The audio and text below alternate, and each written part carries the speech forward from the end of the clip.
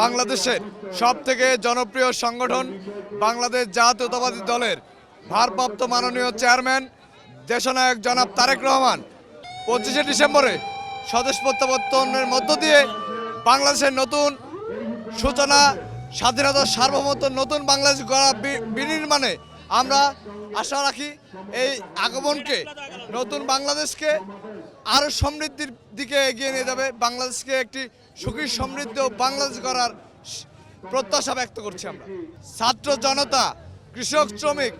সকল মেহনতি মানুষের এই গত আওয়ামী লীগ স্বৈরাচার আমলে মানুষের ভাগ্যের উন্নতি হয়নি, মানুষের অর্থনৈতিক উন্নতি হয়নি। আমরা চাই এই বাংলাদেশকে